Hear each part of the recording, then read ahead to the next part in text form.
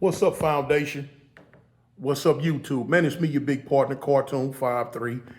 Man, I'm back with a very, very special, exclusive interview, man, with a very esteemed gentleman right here, man. Y'all seen the interviews I did with for the disciples out of Birmingham, Alabama. You seen me do interviews with the Blood Gang out of Birmingham, Alabama. This right here is an interview that's near and dear to my heart. I'm doing an interview with the Crips out of Alabama.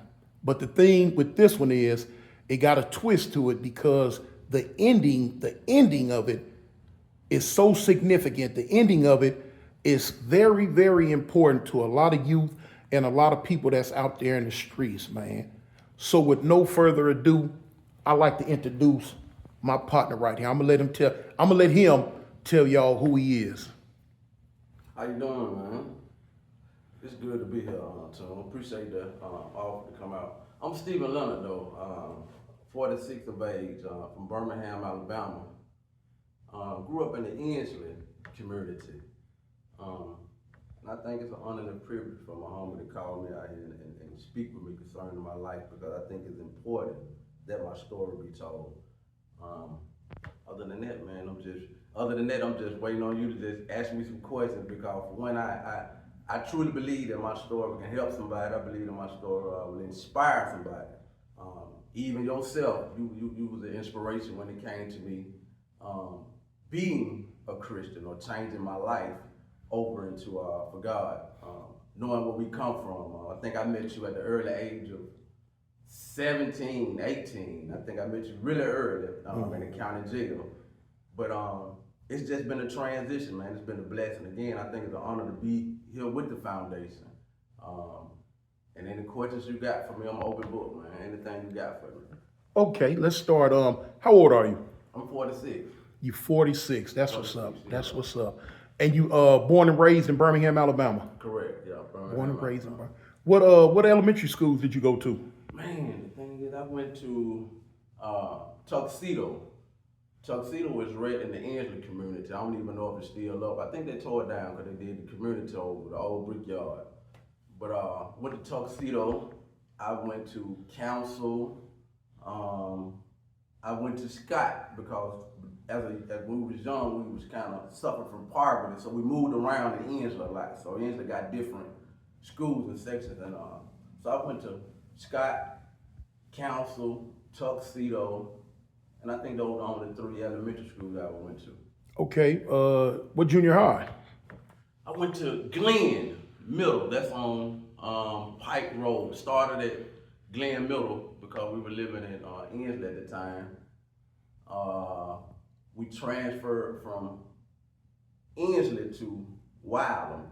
So the school zoning was different, and that sent me to Bush Middle. That's right on Ensley too, right across the bottom. Everybody should be familiar with it. That school closed down too. Okay. And high school? Ensley High School. Ensley High School. Yes, sir. That's right. That's right. So what was your upbringing like in Birmingham growing up as a child? Well, believe it or not,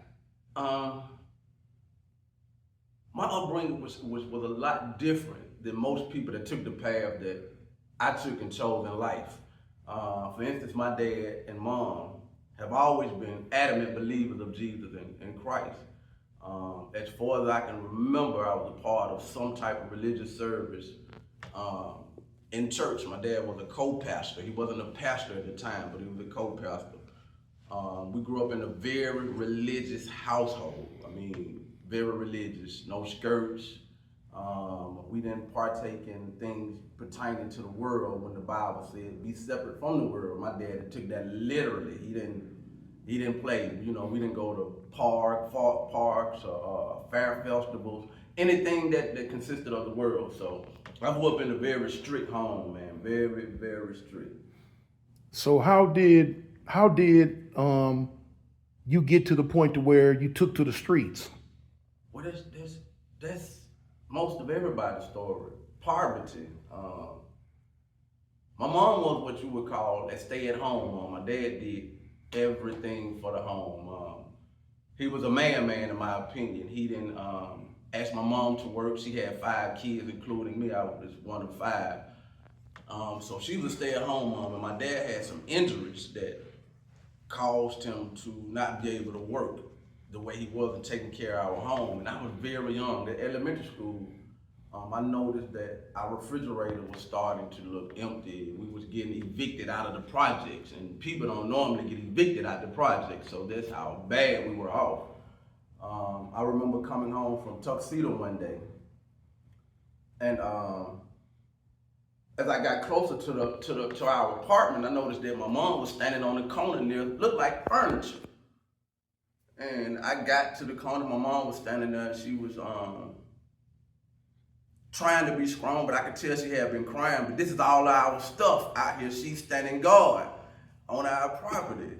And it hurt my heart. It did something to my heart to see that. And as we continued to grow, as I continued to get old, I noticed that the poverty didn't change for us. So to be short of your question, man, poverty took me to a level of criminal life that I didn't think it would. You didn't ask this question, but I'm gonna say it if I could. My mom would say stuff to me like, God got us, or God gonna take care of this, and I'm looking at our refrigerator. I'm looking in pantries. I'm looking in stoves. When I know that we used to have food, I get home from school, there's milk and a gallon of water. You know what I'm saying? So it was things like that that made me say, I can't wait on God. And I think I made that decision at 12, 11. Mm-hmm. And I remember specifically one day, bro, and I came home. I'm in elementary school. No younger, I think I was in the 5th or 4th grade. There was nothing in the refrigerator. And some friends of mine in Ensley, we was in Ensley on Avenue K, 15th Street. Some friends of mine, I choose not to say their names right now, but there was a corner store we had in Ensley at the time, hood owned, and we committed a crime on that store at the early age of 10. And everybody in that group of ours was getting candy and sneakers. I was grabbing flour and eggs, and I'm trying to get out of a little window that we forced the air conditioner out to climb in. We were small enough to get in. A grown man at the age 9, now we couldn't have got in, but it was just big enough for children to go in and out. And I remember taking that stuff to my mom, man, and it was just, from that point on, I chose the life of crime, and it was whatever way I could put some food in our house or help, I did. And my mom never knew it to this day that how flour or egg mix or whatever, things that she would cook would end up in our house. So let me ask you this: what made you turn toward being a Crip? Well, that's an interesting question.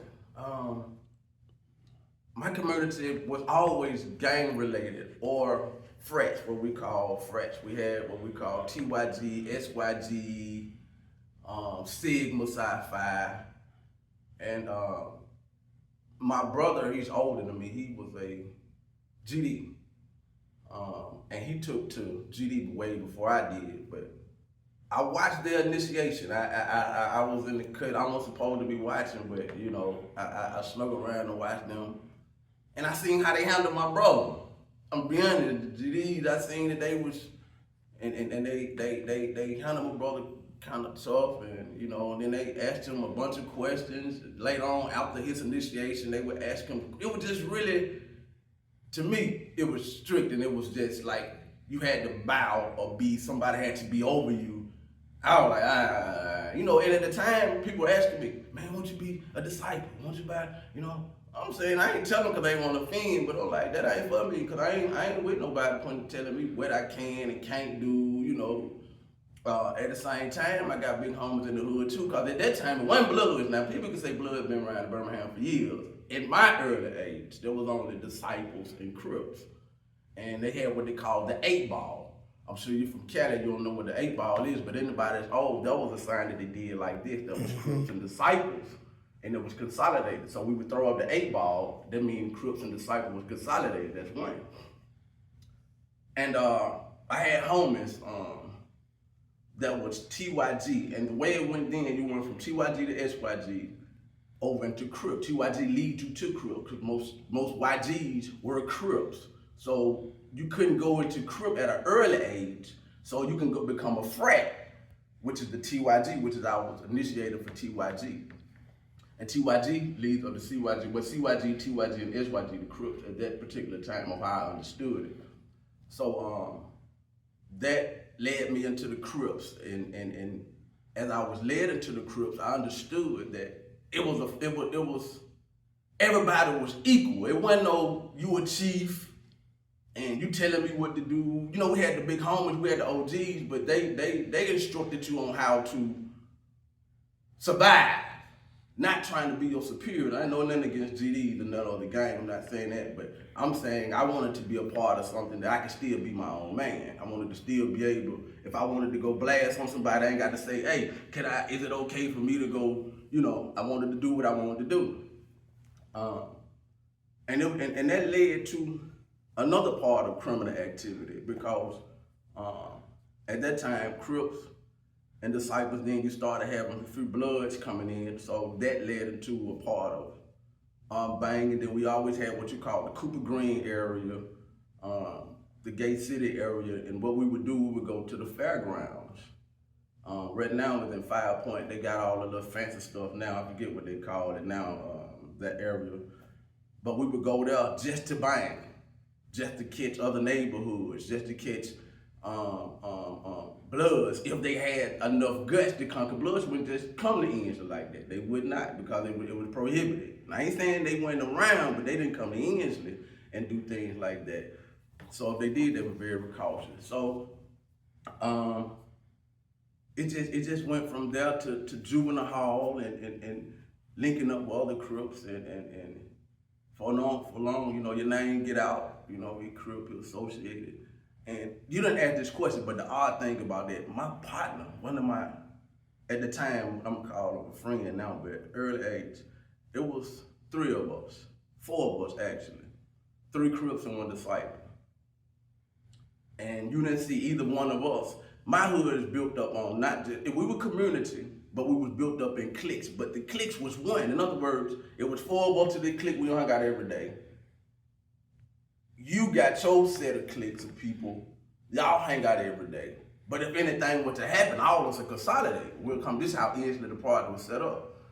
So, and it may sound strange, I'm sure Cali don't work like this, but in my hood, when I was growing up in Ensley, it didn't matter what you were. If you violated the project, you violated all of us. You could be a Crip coming into that hood, and if you did something in violation to our standard of living, our code, it just happened like that, you know. So right. I didn't start understanding the true concept of Crip until I started getting locked up. You understand what I'm saying? If that make any sense, when you get locked up, you understand that Crips work in consolidation. They work in a unity. They form. They actually form together. You start seeing the inner workings of it. Right. Yeah. You know what I'm saying? Like in jail, you can't be a Crip when you're going through jail and realize, and he a disciple and you ride. You can't. It ain't like that. It ain't the same way from the streets to jail. So you start learning how the foundation of Crip is. The rules and regulations. Right. The rules and regulations. So that didn't come until I started getting locked up at the early age of 14. Let me ask you this: did when you first became a Crip, did you have to get jumped in? Believe it or not, when we came through, I was initiated through TYG. Okay. My homie, he's dead. He was big Crip. He still gets kind of sensitive. He was murdered in Ensley. Case still kind of sensitive, because he still have family out here. Right. But big homie with Crip, once they initiated us into TYG, oh, okay. It was many of That's us. right, the transition. That transition. Different levels. levels. Old enough. Right. Because I was too young to become a Crip. You couldn't be Crip at 15. Now, Cali can make him go down at any age. Right. But I was initiated like at 12. Jumped in from a YG that leads up into initiation. Right, I understand. So how long was it before the Crippin started bringing you into contact with the Bloods that were in Birmingham? I didn't come into contact with blood until I started going to jail. Like I said, our started going to was jail. really. You ever been to state school? Yeah, that was Mount Meigs. Mount Meigs, yeah. Right. So it was. What was that like? It was different. Like I said, because you learn, and once you come into the system, of course you're gonna be asked where you from and what kind and what set you claim. My hood carried weight, and the set you claim carried weight. So you're coming into versatile neighborhoods in jail. I'm coming into contact with not Cooper Green, but Gay City. This is the Blood neighborhood. I'm coming in contact with Bloods from Gay City. I'm coming in contact with GDs and Crips from Fountain Heights, from Druid Hill, and everybody. You think your hood is just this particular hood, then you realize, hey, this is all over Birmingham. Everybody's hood is set up like this. Right. I had to go through that too. Like even in Cali, man, coming up gang banging. As a young kid, 11, 12, 13, you're not leaving your neighborhood. You only know what's immediately around you. Then when you start going to juvenile hall, you start seeing people from all over the city, from different areas, different gangs. You be like, oh man, I didn't even know all this existed. Right. That's when the fighting started. Right, exactly. And you have to stand for that. I grew up fighting, so it wasn't like it was something new to me being able to fight or scared to fight. Because when I grew up in the projects or just in the community, because we live not only just in the project, but the Inslee community, because we moved a lot. We would fight, we would get drunk, like just sitting around one day in particular, just, come on man, let's throw hands. Or, you may have did something that was lame and you might have to fight for it, fight about it. So it was a transition in going from the street to jail, man. But me going to state school, DYS, I was sentenced to SJO, serious juvenile offender. And that sentence carries nothing but 12 months. And me being 14 at the time, that was a serious sentence to be taken away from your folks for a year. Me and a guy that loved my village, this is the odd thing. A guy that loved my village, he was a Blood. I ain't gonna call his name, he's still around too, doing good. We came in from Juvenile on the same train. I didn't know him when we was in Juvenile. But and he was from Loveman Village? He's from Loveman Village, yeah. And he was a Blood? Yeah. See, I did hear one time Loveman Village had. Used to be not just, they normally were just LVP. But yeah, they had some brims come from Blood. Warren G and them. Right, exactly. But exactly. So we was at the table together. They said me and him at the same little unit together. And this is when I started realizing that it's other people just like me, they just ain't in the same gang I'm related to. Cause he was silent. Cause at that particular time in jail, Crips hung with Crips. But now you go and disperse into state school, you get a chance to form relationships. And a lot of time our relationship was based off the fact whether you was Crip or not. Or you from Inslee or not. And we had something in common. Now one of us wanted to beat up. We didn't want to be in these folk facilities, so we started plotting on the way to break out. And we came up with a plan to break out. It was me, him, and one other guy. I was the only Crip though, the only Crip. I think the other guy was some form of disciple. I don't know if he BGD, IGD, or GD, but we formed a consolidation of one purpose, to get out these folks' institution. And that's right. We did that. We was caught later, but we did do that. And then that's what had me shipped to Mount Meigs. Mount Meigs had a fence, like a real prison. I was sent to Vaca, Roebuck. That was where I was sent to, but Vaca didn't have a gate. They didn't have a wall, and we right here in Roebuck. So we're at home, bro. We can make it back to Inslee. Love Village. All of us got criminal history. We know how to steal cars. Everybody started out with petty crimes, stealing cars, breaking the enter and stuff like that. So all of us know how to get back to where we're from. And that sent me to Mount Meigs, man. And I ran into a lot of different guys that I later met in prison. Some people you even know, like I said, I'm not gonna call names. Some people you had a chance to meet and introduce during our time in prison. They were there. Okay. with that, as my partner Melly Mel, the hood postman, would say, we gonna lock the doors on this one, man. This is part one of this interview. Stay tuned, because part two is coming out real soon.